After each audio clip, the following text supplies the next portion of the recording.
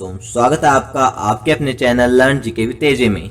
मैं हूं आपका दोस्त अंशुमन जोशी और आज के इस वीडियो से हम मेडिवल हिस्ट्री ऑफ इंडिया यानी मध्यकालीन भारत का इतिहास की एक पूरी सीरीज जो है वो शुरू करने वाले हैं। इस सीरीज में दोस्तों हम आपको टोटल 9 वीडियो अपलोड करेंगे और हर एक वीडियो एक अलग इंपॉर्टेंस रखता है। तो दोस्तों आप सभी वीडियो देखिएगा ताकि आपको जो मध्यकालीन भारत है उसके पूरे इतिहास के बारे में पता चल जाए। दोस्तों हम आपको हैंड रिटन नोट्स करवाएंगे, जो यूपीएससी का टॉपर रहा है उसके द्वारा लिखे हुए नोट्स हम आपको करवाएंगे। दोस्तों एक तरह से शॉर्ट नोट है तो आपका बेस लेवल तैयार करने के लिए बहुत अच्छा है। और दोस्तों अगर आपकी डिमांड आई तो हम भी इसके ऊपर आपके लिए एक डिटेल वीडियो बना देंगे। तो दोस्तों ज्यादा टाइम वेस्ट ना करते हुए सीधा वीडियो को शुरू करते हैं। हमने बोल तो दिया मध्यकालीन भारत का इतिहास है, फिर मेडिवल इंडियन हिस्ट्री, पर दोस्तों क्या आपने कभी सोचा है कि जो इसके 3 पार्ट है, एंशियंट हिस्ट्री, मेडिवल हिस्ट्री और मॉडर्न हिस्ट्री, ये 3 पार्ट में डिवाइड किसने करा है?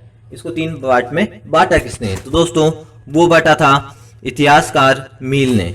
हाँ दोस्तों, भारतीय इतिहास को सर्वप्रथम इतिहासकार मील ने 3 भागों में विभाजित किया था, यानी इसको 3 पार्ट में डिवाइड किया था। तभी से दोस्तों इसको एंशियंट हिस्ट्री, मेडिवल हिस्ट्री और मॉडर्न हिस्ट्री यानी 3 पार्ट में पढ़ा जाने लगा। तो दोस्तों अब सबसे पहले हम आपको टाइमलाइन समझा देते हैं, यानी कौन से काल में, कौन से समय में, कौन सा जो काल चल रहा था, कौन सा युग चल रहा था या फिर कौन सी सभ्यता उस टाइम पे चल रही थी। तो दोस्तों वो हम आपको जो सेक्शन है उसमें समझाने वाले हैं। दोस्तों फर्स्ट है सिंधु घाटी सभ्यता। दोस्तों ये 2600 से 1900 बीसी तक रही। फिर थी उत्तर हड़प्पा काल, जिसको अंधकारमय युग भी कहा जाता है। दोस्तों मोस्ट इंपोर्टेंट पॉइंट है, ये एक आप साइड में लिख लीजिएगा दोस्तों। फिर इसका युग था 1900 से 1500 बीसी तक। फिर है दोस्तों ऋग्वैदिक काल, इसका जो युग था वो था 1500 से 1000 बीसी तक। फिर था उत्तर वैदिक काल, दोस्तों इसका युग था 1000 से 600 बीसी तक।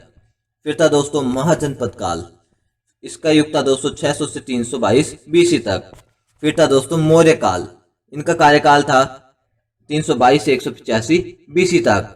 और फिर है दोस्तों मौर्योत्तर काल, इनका जो कार्यकाल था वो था 185 से 319 एडी तक। अब दोस्तों इसके पीछे एक बहुत इंपॉर्टेंट बात है। अब आप भी सोच रहे होंगे कि यहाँ पे एक मौर्य काल तो अलग से दिया हुआ है, उसके बाद मौर्योत्तर काल क्यों दिया हुआ है? दोस्तों मैं आपको बता दूं कि जो मौर्य काल में जो है मेन इंपॉर्टेंट जो 3 राजा रहे हैं। फर्स्ट चंद्रगुप्त मौर्य, जिन्होंने मौर्य वंश की नींव रखी थी। सेकंड थे बिंदुसार, जो चंद्रगुप्त मौर्य के बेटे थे। और थर्ड थे सम्राट अशोक। दोस्तों ये जो 3 राजा थे, एक मेन स्तंभ थे मौर्य वंश के। दोस्तों इनके बाद यहाँ तक कि हमने इस मौर्य काल में इंक्लूड करा, यानी मौर्य काल में 3 राजा थे। दोस्तों इनके बाद जो है मौर्योत्तर काल आता है, जिसमें बहुत सारे राजा हुए हैं, पर दोस्तों वो स्टेबल नहीं रहे। धीरे धीरे उनका जो राज्य है वो खंडित होता गया और मौर्य वंश समाप्त हो गया। अब दोस्तों वो समाप्त क्यों हुआ? दोस्तों जैसे कि हम सब जानते हैं कि मौर्य काल में जो सम्राट अशोक है, उन्होंने लास्ट में बौद्ध धर्म अपना लिया था, जिससे उन्होंने अहिंसा को अपना लिया था। वो उन्होंने कभी भी युद्ध वगैरह नहीं करने का जो है प्रण लिया था। पर दोस्तों ये चीज उस टाइम तक सही थी, क्योंकि दोस्तों उन्होंने अपना एक बहुत बड़ा साम्राज्य बना लिया था। तो अगर वो हथियार नहीं भी उठाते, जब भी किसी की हिम्मत नहीं हुई थी कि वो उन पर आक्रमण कर सके। बट दोस्तों उनके बाद के राजा उन्होंने भी यही नीति अपनाई, उन्होंने भी जो हथियार नहीं उठाने की नीति अपनाई। और धीरे धीरे करते हुए जो बाहर के जो आक्रमणकारी थे, उन्होंने राज्य है उनका जो भी विस्तार क्षेत्र है उसको धीरे धीरे अपने कब्जे में लेते गए। और ऐसे ही मौर्य जो क्षेत्र था वो खंडित होता गया।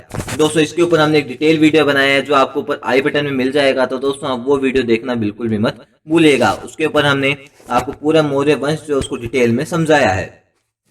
फिर है दोस्तों गुप्त काल, ये जो है दोस्तों 319 से 550 एडी तक रहा। फिर था दोस्तों हर्षवर्धन, दोस्तों ये एक सिंगल राजा थे, इन्होंने बहुत अच्छा रूल करा। ये थे दोस्तों 606 एडी से 647 एडी तक इनका कार्यकाल रहा था। फिर था दोस्तों राजपूत काल, जिसको पूर्व मध्य काल भी कहा जाता है। दोस्तों वो था 750 से 1000 एडी तक। फिर था दोस्तों सल्तनत काल, यानी दोस्तों दिल्ली पर 5 सल्तनत ने राज किया। वो दोस्तों हम आपको इसी सीरीज में बताएंगे, तो दोस्तों उसको आप पूरा लास्ट तक देखिएगा। तो सल्तनत काल में दोस्तों दिल्ली पे जो सुल्तान आए थे, उन्होंने 5 जो है डायनेस्टी ने रूल करा था। तो दोस्तों वो हम आपको इसमें बताएंगे। वो था, इनका रूल रहा था दोस्तों 1192 से 1526 एडी तक। और दोस्तों पहले है मुगल काल। दोस्तों मुगल काल भी हम आपको इसी सीरीज में बताएंगे। तो दोस्तों मोस्ट इंपोर्टेंट सीरीज रहेगी, तो दोस्तों इसको आप लास्ट तक देखिएगा। ये रही थे दोस्तों 1526 से 1707 तक। अब दोस्तों आप देख रहे होंगे कि हम 1707 भी लिखा है, स्लैश करके 1857 भी लिखा है, ऐसा क्यों? दोस्तों जो मुगल काल के मेन राजा औरंगजेब, दोस्तों लास्ट और मुगलों का जो लास्ट मेन राजा था वो था औरंगजेब। औरंगजेब की मृत्यु 1707 ईस्वी में हो गई थी। तो दोस्तों उसके बाद से जो धीरे धीरे करते हुए जो मुगल जो वंश है वो खंडित होता गया।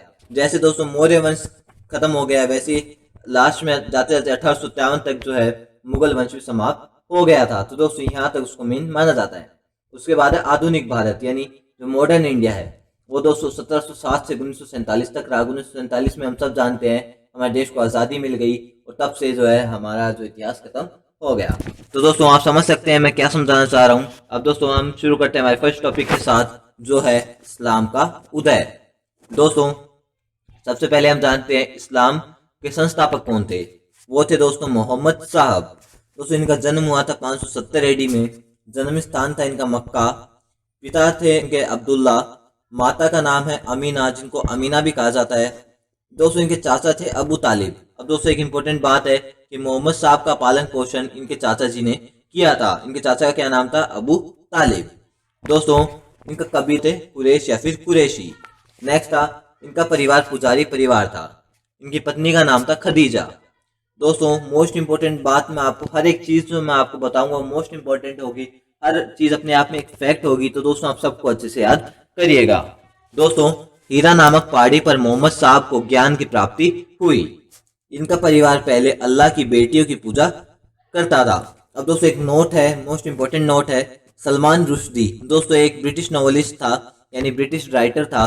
इसने दोस्तों अपनी बुक द सैटेनिक वर्सेस में मोहम्मद साहब का जिक्र किया है। तो दोस्तों वो आप ध्यान रखिएगा, इसको अलग से स्टार करके लिख लीजिएगा।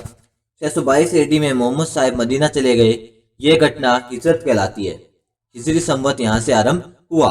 ये दोस्तों जब मोहम्मद साहब हिजरत चले गए, सॉरी दोस्तों जब मोहम्मद साहब मदीना चले गए तब से जो है हिजरी संवत शुरू हुआ। और ये कब से हुआ? 622 एडी से।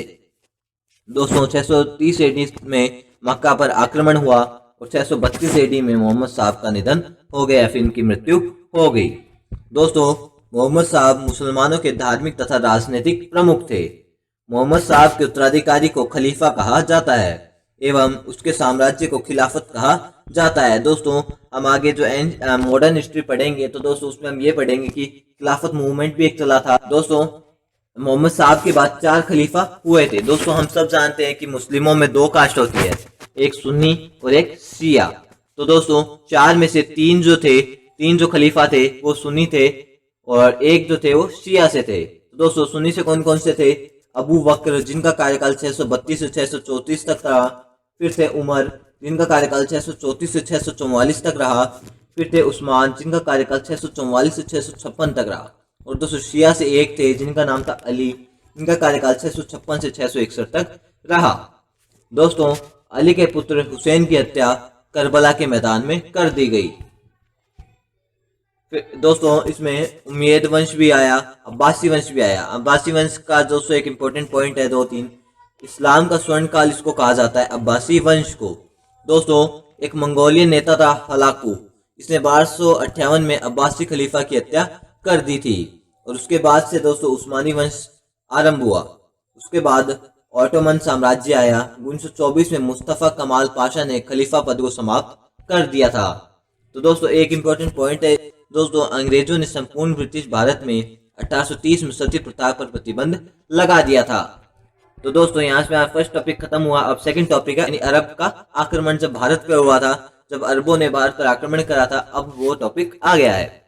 दोस्तों भारत में मुस्लिमों का आगमन किस किस प्रकार हुआ? सबसे पहले आए अरब, फिर आए तुर्क और फिर आए अफगान। दोस्तों अरब का हम इस वीडियो में पढ़ेंगे, तुर्क का हम इस वीडियो में पढ़ेंगे और अफगान का हम अगले वीडियोस में पढ़ेंगे। हम आपका पूरा एक बेस लेवल तैयार कर देंगे, क्योंकि दोस्तों किसी भी बड़ी बिल्डिंग को बनने के लिए उसका बेस मजबूत होना जरूरी है। तो दोस्तों अब शुरू करते हैं। प्रथम अरब आक्रमणकारी था मोहम्मद बिन कासिम। दोस्तों हम सब जानते हैं जी, श्रीलंका के शासन ने खलीफा वलीद के लिए कुछ उपहार भेजे, जिन्हें देवल नामक बंदरगाह पर समुद्री लुटेरों ने लूट लिया था। दोस्तों उस टाइम पे सिंध के शासक हुआ करते थे दाहिर सेन। दोस्तों इन्होंने जो है इस खलीफा की मदद करने से मना कर दिया था।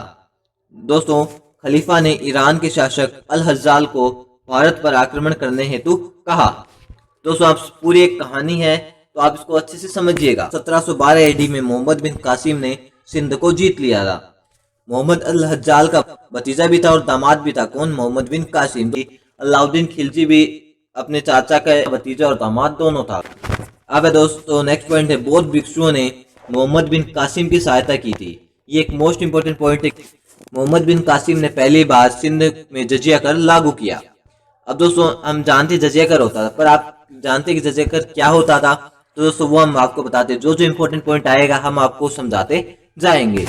दोस्तों यह राजनीतिक कर होता है जो गैर मुसलमानों पर लगाया जाता है। दोस्तों नेक्स्ट पॉइंट है, मोहम्मद बिन कासिम ने सिंध में मकतब यानी जो उसका प्राथमिक शिक्षा केंद्र था स्थापित किया। इस आक्रमण की जानकारी चचनामा से मिलती है। दोस्तों चचनामा एक बुक है जिसके अंदर ये जानकारी मिलती है। अब दोस्तों इसका नाम चचनामा ही क्यों रखा गया? दोस्तों चच जो है वो दाहिर सेन के पिता का नाम था। तो दोस्तों उनके जो पूरी आत्मकथा है उसको चचनामा कहा जाता है। तो दोस्तों चचनामा के लेखक के बारे में पता नहीं चल पाया कि ये किताब किसने लिखी है। दोस्तों दाहिर एवं जय सिंह लड़ते हुए मारे गए। अब दोस्तों एक कारण तो वो था, हमने ऊपर पढ़ा कि उन्होंने सहायता करने से मना कर दिया दाहिर सेन ने, तो वो आक्रमण का कारण था। पर सेकंड जो कारण था, जो वास्तविक कारण था आक्रमण का, वो था भारत की आर्थिक संपन्नता। दोस्तों जैसा कि आप सब जानते हैं कि भारत को सोने की चिड़िया कहा जाता था, भारत में धन की कोई कमी नहीं थी। इसलिए दोस्तों एक ये भी कारण था, मोस्ट इंपोर्टेंट कारण था कि वो उन्होंने भारत पे हमला करा। दोस्तों अरबों ने आगे बढ़ने का प्रयास किया लेकिन गुर्जर प्रतिहारों ने अरबों को पराजित किया। अब दोस्तों आक्रमण के क्या क्या प्रभाव पड़े भारत में, तो दोस्तों वो जानते हैं। दोस्तों सबसे पहले सांस्कृतिक समन्वय के बारे में जो प्रभाव पड़े वो जानते हैं। दोस्तों पंचतंत्र का अरबी में अनुवाद किया गया एवं उसका नाम कलीला व दिमना रखा गया। दोस्तों सांस्कृतिक समन्वय में हम जानेंगे उन्होंने कई से जो बुकों का जो है इंडिया की जो बुक है, इंडिया के जो ग्रंथ है उनको अपनी अरबी भाषा में ट्रांसलेट करा था। और दोस्तों इन्होंने इंडिया की जो प्रणाली थी उसको भी ग्रहण किया था, वो हम दोस्तों आगे देखेंगे। चरक संहिता का अरबी में अनुवाद किया गया। दोस्तों चरक हमारे एक बहुत बड़े जो एक तरह से डॉक्टर थे पुराने समय के। दोस्तों उन्होंने भी एक बुक लिखी थी जिनका नाम था चरक संहिता, उनका भी इन्होंने अरबी में अनुवाद किया था। तो ब्रह्मगुप्त की पुस्तकों का अरबी में अनुवाद किया। इनकी दो पुस्तक थी, एक थी ब्रह्मस्फुट सिद्धांत जिसका नाम कर दिया अल सिंध हिंद, और दोस्तों सेकंड थी खंडन खाद्य, इसको दोस्तों अल अरकंद नाम इसका दिया गया और इसको अरबी में ट्रांसलेट कर लिया गया। दोस्तों अरबों ने दशमलव प्रणाली ग्रहण किया, इसे अरब देशों में हिंदसा कहा जाता है। दोस्तों दशमलव प्रणाली यानी जो डॉट वाला जो सिस्टम था 1.2 या फिर जो भी जो डॉट वाला सिस्टम था वो जो अरबों ने भारत से लिया था। दोस्तों भारत में इसकी खोज हो गई थी और अरब इसको ले यहाँ से इस प्रणाली को लेकर अपने देश चले गए थे जहाँ पे इसे हिंदसा कहा जाता था। दोस्तों इसे अल ख्वारिज़मी ने अरब देशों में प्रसिद्ध किया। दोस्तों एक इंपॉर्टेंट पॉइंट है, ये आप याद रखिएगा, यूरोप में इसे अरबी संख्या पद्धति कहा जाता है, जबकि दोस्तों अभी हमने ऊपर पढ़ा कि संख्या पद्धति भारत की थी। अरबियों ने इसे लूट के या फिर इस प्रणाली को ग्रहण करके अपने देश ले गए थे और वहां से यूरोप गया है। तो यूरोप के लोग इसको अरबी संख्या पद्धति करते हैं, जबकि ये सच में भारतीय संख्या पद्धति थी। तो दोस्तों ये उन्होंने जो है ये ट्रिक अपनाते थे जिनसे उनका जो प्रचार प्रसार हो। सेकंड दोस्तों प्रभाव पड़ा वो पड़ा व्यापार वाणिज्य में वृद्धि हुई। तो दोस्तों ये दो प्रभाव जो पड़े। अब दोस्तों हमारा जो थर्ड पॉइंट है वो है तुर्क आक्रमण। हमने दोस्तों अब तक दो पढ़ लिए, एक है इस्लाम का उदय, सेकंड था अरब का आक्रमण। दोस्तों हमने ऊपर पढ़ा था कि तीन तरह से मुस्लिमों के आगमन हुए थे। फर्स्ट हुए थे अरब के द्वारा, सेकंड हुए थे तुर्क के द्वारा और थर्ड हुए थे अफगान के द्वारा। अरब हमने पढ़ लिया, तुर्क अब हम पढ़ेंगे और अफगान आपको अगले वीडियोस में मिलेंगे। लास्ट जो टॉपिक है इस वीडियो का दोस्तों, तुर्क मध्य एशियाई बर्बर जाति थी। यानी दोस्तों अगर कोई पूछ ले आपके एग्जाम में आ जाए कि तुर्क कौन सी जाति थी, तो दोस्तों आप बता सकते हैं कि तुर्क जो है मध्य एशियाई में रहने वाली बर्बर जाति थी। दोस्तों तुर्कों ने गाजी उपाधि को प्रसिद्ध किया। अब दोस्तों हम जानते हैं तुर्क साम्राज्य के इतिहास के बारे में, इसके स्ट्रक्चर के बारे में। तो दोस्तों अल्पतगीन दोस्तों ये तुर्क साम्राज्य का संस्थापक था। मोस्ट इंपोर्टेंट बात मैं आपको आगे बताने वाला हूँ, तो दोस्तों इसको ध्यान से सुनिएगा। सुप्तगीन दोस्तों भारत पर आक्रमण करने वाला प्रथम तुर्क। अब दोस्तों दो चीजें मैंने बताई, अल्पतगीन यानी तुर्क साम्राज्य का संस्थापक और सुब्तगीन जो भारत पर आक्रमण करने वाला प्रथम तुर्क था। दोस्तों दोनों बात अलग है, तो इसको आप इस पे कंफ्यूज मत हो जाइएगा, उसको अच्छे से पढ़िएगा। फिर है दोस्तों महमूद गजनवी, इसको हम सब जानते हैं। यह सुब्तगीन का बेटा था। इसने सिस्तान के शासक खलफ बिन अहमद को पराजित किया। खलीफा ने इसे सुल्तान की उपाधि प्रदान की। यह दोस्तों प्रथम मुसलमान था जिसने सुल्तान की उपाधि धारण की। दोस्तों इसको एक और उपाधि मिली थी, कौन सी थी? बुत शिकन, जिसका मतलब होता है मूर्ति भंजक, यानी मूर्तियों को तोड़ने वाला। अगर आप इंग्लिश में जाने तो आइडल डिस्ट्रॉयर। दोस्तों इसने बहुत मूर्तियां तोड़ी थी। फिर दोस्तों खलीफा के समक्ष हिंदुस्तान पर प्रतिवर्ष आक्रमण करने का प्रण लिया था। दोस्तों हम ये तो बहुत बार सुनते हैं कि महमूद गजनवी ने भारत पर 17 बार आक्रमण किया, पर हमको ये नहीं पढ़ाया जाता कि क्यों करा। तो दोस्तों मैं आपको बताता हूँ, उसने खलीफा के समक्ष हिंदुस्तान पर प्रतिवर्ष आक्रमण करने का प्रण लिया था, इसलिए वो जो है प्रतिवर्ष जो है आक्रमण करता है। और दोस्तों दूसरा एक मेन कारण था कि भारत की आर्थिक संपन्नता जो हमने ऊपर पढ़ी है उससे ये भी कहीं ना कहीं प्रभावित था। अब दोस्तों इसके जो मेन युद्ध है वो हम बताते हैं। दोस्तों 1000 AD में वे हिंद पर आक्रमण इसने करा था। जयपाल को पराजित किया व जयपाल ने आत्महत्या कर ली थी। फिर दोस्तों 1009 AD में नारायणपुर पे जो अलवर में है इसने आक्रमण किया। फिर 1014 में थानेश्वर हरियाणा में इसने जो है आक्रमण किया। फिर 1016 में कश्मीर में इसने आक्रमण किया, जो असफल आक्रमण रहा था इसका। फिर दोस्तों इसने 1018-19 में कन्नौज एवं मथुरा पर आक्रमण किया। 1025 में इसने प्रभासपट्टन सोमनाथ पर आक्रमण किया। ये दोस्तों इसका सबसे सफल आक्रमण था। और वापस लौटते समय कच्छ व सिंध का रास्ता इसने लिया था। 1027 में जाटों के विरुद्ध इसने अभियान चलाया था, ये इसका अंतिम अभियान था। और दोस्तों 1030 में महमूद गजनवी की मृत्यु हो गई। तो दोस्तों ये इसका जो एक मेन जो टाइमलाइन थी। दोस्तों इसके दरबारी विद्वानों के बारे में जानते हैं कि इसके दरबारी विद्वान कौन कौन थे। फर्स्ट दोस्तों कुतबी, दोस्तों इन्होंने किताबुल यामिनी लिखी। सेकंड थे वहाकी, इन्होंने तारीख सुब्तगीन, जो हमने सुब्तगीन दोस्तों महमूद गजनवी के पिताजी थे जिनके बारे में हमने ऊपर पढ़ा था। और सेकंड इन्होंने की थी तारीख मसूदी। दोस्तों एक इंपॉर्टेंट पॉइंट है, लैंडपुल ने वहाकी को पूर्व का पेप्स कहा है। दोस्तों अब आप सोच रहे होंगे पेप्स कौन था। दोस्तों पेप्स एक राइटर था। फिर दोस्तों फिरदौसी भी इनके दरबारी विद्वान था। उन्होंने शाहनामा लिखी थी। दोस्तों ये ईरान का नेशनल एपिक है, तो दोस्तों ये एक इम्पोर्टेंट हो सकता है। अब दोस्तों अगले जो है अल बिरूनी या अल बरूनी, दोस्तों ये मेंस में क्वेश्चन पूछा गया था यूपीएससी के मेंस में। दोस्तों आप समझ सकते हैं कितना इंपॉर्टेंट था। दोस्तों तहकीक है हिंद, या जिसका नाम किताबुल हिंद भी था, यह अरबी भाषा में इसने लिखी थी। दोस्तों मोस्ट इंपॉर्टेंट जो है राइटर है। ख्वारिज्मी का निवासी था ये, इसे फारसी, अरबी, तुर्की भाषाओं का ज्ञान था। यह दर्शन शास्त्र, ज्योतिष शास्त्र, खगोल शास्त्र, इतिहास, राजनीति विज्ञान का ज्ञाता भी था। कन्नौज आक्रमण के समय यह भारत आया था। भारत में संस्कृत एवं ज्योतिष शिक्षा का ज्ञान प्राप्त किया था इसने बनारस से। अब दोस्तों आप सोचिए, ये जो बाहर के लोग थे इंडिया में आके, जो इंडिया की जो पद्धति है, इंडिया की जो संस्कृति है और जो भी ज्ञान है वो यहाँ से ग्रहण करते थे और अपने देशों में जाके समझाते थे, और वो लोग ही वापस इंडिया पे आक्रमण करते थे और यहाँ को लूट लेते थे। यानी दोस्तों इनडायरेक्टली वो इंडिया की चीजों से इंडिया पे ही वार करते थे। तो दोस्तों एक बहुत जो माइनस पॉइंट रहा है। दोस्तों इन्होंने अपनी पुस्तक में सती प्रथा, वर्ण व्यवस्था तथा जाति प्रथा का वर्णन किया है। भारतीयों को विद्वान बताता है लेकिन भारतीयों को कूप मंडूक भी बताता है। अब दोस्तों इन्होंने भारतीयों को विद्वान तो बताया है, तो उन्हें कूप मंडूक बताया है। अब दोस्तों कई लोग कूप मंडूक का मतलब नहीं समझते हैं, तो दोस्तों मैं इसको मतलब आसान भाषा में समझाऊं तो कुएं का मेंढक। ये दोस्तों वो समझाते हैं कि भारत में विद्वान तो है पर वो खाली भारत में ही रहते हैं, यानी वो खाली अपने एक कुएं में रहते हैं। पर दोस्तों अगर वो बाहर देशों में जाके भी ज्ञान बांटते तो दोस्तों आज भारत किसी और स्थिति पे होता।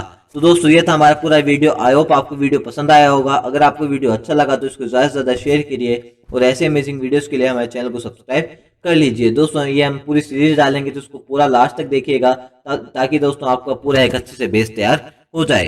तो दोस्तों हम मिलते हैं नेक्स्ट वीडियो में, तब तक के लिए जय हिंद, जय भारत।